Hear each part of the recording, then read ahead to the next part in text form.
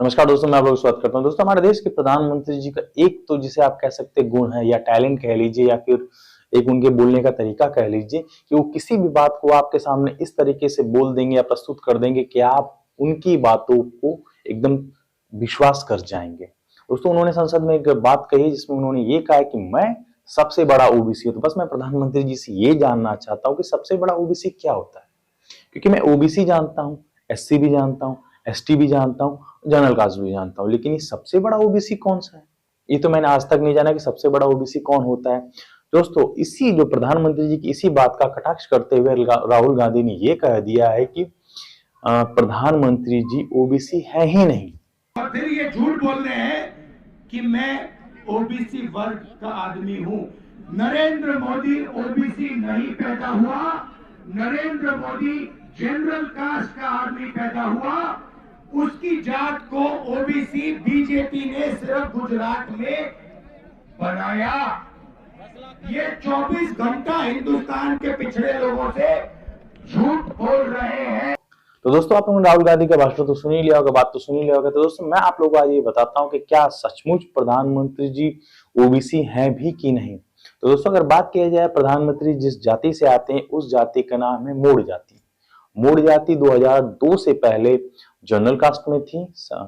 उसके बाद जब गुजरात के उस वक्त के सीएम थे नरेंद्र मोदी जी, उन्होंने 2002 में इसको इन जाति को ओबीसी में डाल दिया। और दोस्तों, अगर बात की जाए 1931 की जनगणना की बात किया जाए तो उस वक्त जनगणना हुई थी, जो मोड़ जाति जो इस वक्त तेली कहा जाता है जिन्हें, वो जातियों की जो परसेंटेज थी 40% लोग शिक्षित थे। मतलब मोड़ जाति के 100% में से लोगों में से 40% लोग शिक्षित थे।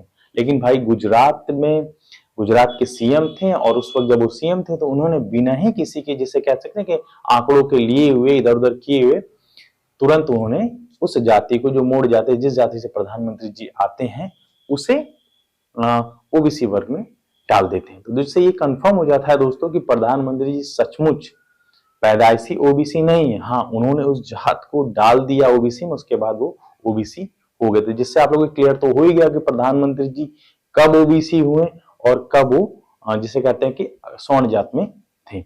और दोस्तों, जिसके बाद कांग्रेस पार्टी ने एक ब्लैक पेपर लाया और इस ब्लैक पेपर के लाने के कारण उन्होंने ये बताया कि हम इस ब्लैक पेपर के जरिए ये बताना चाहते हैं कि बीजेपी के जो पिछले के 10 साल थे वो कार्यकाल उनका कितना खराब था।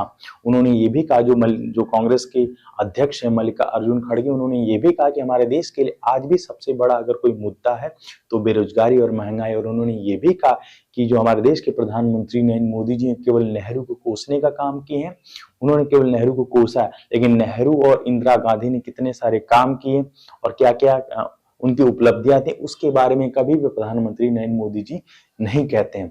जिसके बाद आप ये कह सकते हैं कि नरेंद्र मोदी जी का भी संसद में एक भाषण आया जिसमें उन्होंने ये कहा कि हमारे जो कांग्रेस ब्लैक पेपर लाई, हमारे व्हाइट पेपर पे जैसे कह सकते हैं काले टीके का काम करेगी। उन्होंने ये कहा कि जैसे कोई बच्चा घर से नहा धो के बढ़िया से कपड़ा वपड़ा पहन के तैयार होके जाता है तो उसको उसके परिवार वाले काला टीका लगाते, तो इसी तरह हमारे जो 10 साल के अच्छे काम थे उस पे कांग्रेस या किसी का नजर ना लगे, इसलिए कांग्रेस पार्टी ये ब्लैक पेपर लाई। तो मैंने बताया ना दोस्तों में किस तरह हमारे देश के प्रधानमंत्री जी किसी भी बात को आपके सामने इस तरीके से प्रस्तुत कर देंगे या बता देंगे आपको कि आप लोग उनकी बातों को मान जाएंगे। मैं प्रधानमंत्री जी से बस इतना सा पूछना चाहता हूँ, क्या हमारे देश में महंगाई बेरोजगारी का मुद्दा नहीं है? अगर विपक्षी दल इस बातों को कह रहे हैं तो क्या वो गलत कह रहे हैं? कि आपके जो 10 साल के कार्यकाल था वो सब कुछ बढ़िया था, उसमें कोई दिक्कतें नहीं आई, सब कुछ सही चला?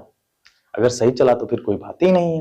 प्यारा दोस्तों, वीडियो बस मेरा इतना सा था। अगर पसंद आए तो लाइक शेयर कमेंट जरूर करिएगा। दोस्तों, आप लोगों से एक सवाल रहेगा कि क्या सचमुच हमारे देश के प्रधानमंत्री जी ने राजनीतिक लाभ लेने के लिए अपनी जो सवर्ण जाति को ओबीसी जाति में ट्रांसफर किया, बदला? इसका जवाब आप लोग कमेंट के माध्यम से जरूर दीजिएगा। दोस्तों, मेरा वीडियो थोड़ा मोड़ा भी पसंद आता है या इन्फॉर्मेटिव लगता है तो चैनल को भी सब्सक्राइब कर दीजिएगा। मिलते हैं आप लोगों से नेक्स्ट वीडियो में, तब तक के लिए टाटा, गुड बाय, जय हिंद।